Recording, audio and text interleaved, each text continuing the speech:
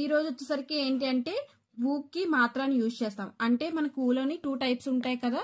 So మనం ఏంటి normal గా ఇదొకటి యూజ్ చేయొచ్చు, అలానే ఇదొకటి యూజ్ చేయొచ్చు అనమాట. సో నేను ఇక్కడ యూజ్ చేసేది ఏంటంటే ఊని యూజ్ చేస్తాను, ఈ ఊని యూజ్ చేయను. సో ఊకి మాత్ర ద సింబల్ ఆఫ్ యూ అనమాట, దాన్ని మనం యూ అంటాం. సో అందుకే ఇలా రాశాను. దీంట్లోకి వచ్చేసరికి ఫస్ట్ వన్ పూల్ అనమాట.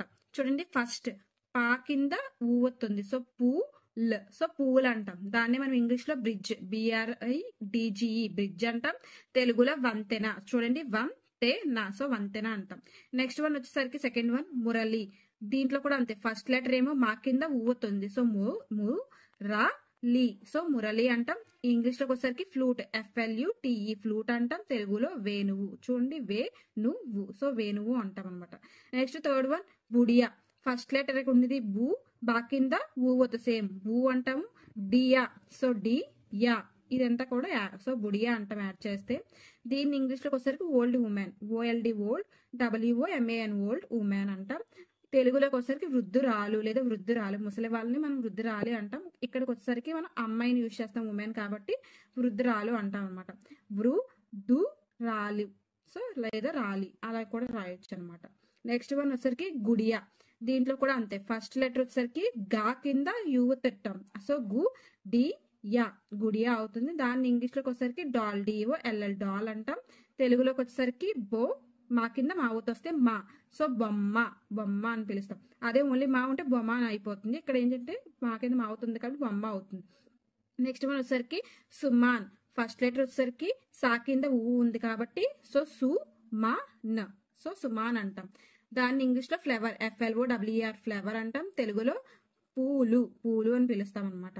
నెక్స్ట్ వన్ వచ్చేసరికి కా కింద సేమ్ ఊ అవుతుంది, కు అంటాం, అందుకే టీ, సో టీ యా కుటియా అంటాం. దాన్ని మనం ఇంగ్లీష్ లో హట్, HUT హట్ అంటాం.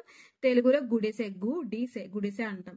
నెక్స్ట్ చుటియా, సేమ్ చా కింద ఊ అవుతుంది కాబట్టి చు టీ యా చుటియా అంటాం. దాన్ని ఇంగ్లీష్ లో ఏ coil of hair, COIL of OF of hair, HAIR hair అంటాం. దాన్ని మనం తెలుగులో జుట్టు యొక్క కాయిల్ అంటాం. జు టూ కింద తావత్ వస్తే జుట్టు, ఇది యో కా కింద కావత్ వస్తే యొక్క, కాయిల్ కాయిల్ అంటాం అనమాట. నెక్స్ట్ వన్ వచ్చేసరికి లుటియా.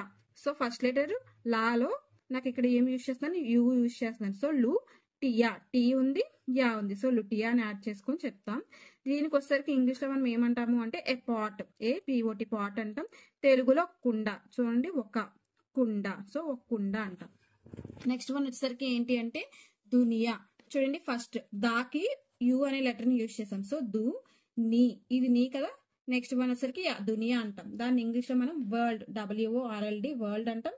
తెలుగులోకి వచ్చేసరికి ప్రపంచం, పా కింద రావస్తుంది, సో ప్రపంచం, ఇది పంచం, ప్రపంచం అంటాం అనమాట. నెక్స్ట్ వన్ వచ్చేసరికి ముని, మా కింద యువతుంది, సో ము అంటాము. దీనికి వచ్చేసరికి నా కదా, నాలో నీ ఉంది కాబట్టి ముని అంటాం. దాన్ని మనం ఇంగ్లీష్ లో సైంట్ అంటాం అనమాట, SAINT సైంట్ అంటాం. తెలుగులో సాకు దీర్ఘం వస్తే సా దువ్వు అంటాం అనమాట, సాధువు అంటాం. నెక్స్ట్ సుబహ్, ఫస్ట్ లెటర్ సా ఉంది, సా కింద ఏమో యువతుంది, సో సుబహ్ అంటాం. దాన్ని ఇంగ్లీష్ లో మార్నింగ్, MORNING మార్నింగ్ అంటాం. తెలుగులోకి వచ్చేసరికి ఉదయం, ఉదయం, సో ఉదయం అంటాం. నెక్స్ట్ సబూన్, సా ఉంది, పా కింద యువతుంది, సో అందుకే సబూ, బూ అంటున్నాం అనమాట, నా, సో సబూన్ అవుతుంది అప్పుడు. దీన్ని ఇంగ్లీష్ లో సోప్, SOAP సోప్ అంటాము. తెలుగులోకి వచ్చేసరికి సబ్బు, సో సా బూ కింద బాగుతుంది, అందుకే సబ్బు అవుతుంది అనమాట. నెక్స్ట్ వన్ వచ్చేసరికి ఏంటి కురాసి. సో కా కింద యువతుంది, సో కురాసి, కురాసి అంటాం. ఇంగ్లీష్ లో చైర్, CHAIR చైర్ అంటాం. తెలుగులోకి వచ్చేసరికి కుర్చీ, రీ కింద చా, సో చా అవుతుంది అనమాట, అంతే కుర్చీ అవుతుంది. నెక్స్ట్ వన్ వచ్చేసరికి ముకుట్, సేమ్ అంతే, మా కింద యువతుంది కాబట్టి మూ అవుతుంది, కా కింద యువతున్నా సరే కు అవుతుంది అనమాట. అప్పుడు ఏమవుతాయి, ముక్కు ఇది టా కదా, దాన్ని మనం టా అంటాం, ముకుట్ట అంటాం, సో ముకుట్ట అవుతుంది.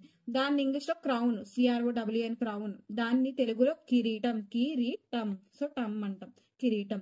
నెక్స్ట్ ధనుష్, ఫస్ట్ ఇక్కడ ఏదైతే లెటర్ ఉందో దా, ఇక్కడ నా కింద యువతుంది, ను, ఇది, సో ధను. ఇక్కడ ఏంటి అంటే షా అనమాట, ఇది షా, సో ధనుష్ అవుతుంది. ధనుష్ ని మనం ఇంగ్లీష్ లోకి వచ్చేసరికి BOW అంటాం. తెలుగులోకి వచ్చేసరికి విల్లు, లు కింద లావతుంది, సో విల్లు అంటాం. నెక్స్ట్ వన్ వచ్చేసరికి దుకాన్, దా కింద యువతుంది కాబట్టి నెక్స్ట్ ఏమో ఈ రెండింటిని కలిపితే కా అని చెప్పాను కదా, సో కా ఉంటుంది సో దుకాన్ అంటాం. దాన్ని మనం ఇంగ్లీష్ లో SHOP షాప్ అంటాం. తెలుగులో దు దీర్ఘం కా నం, సో దుకాణం అని పిలుస్తాం.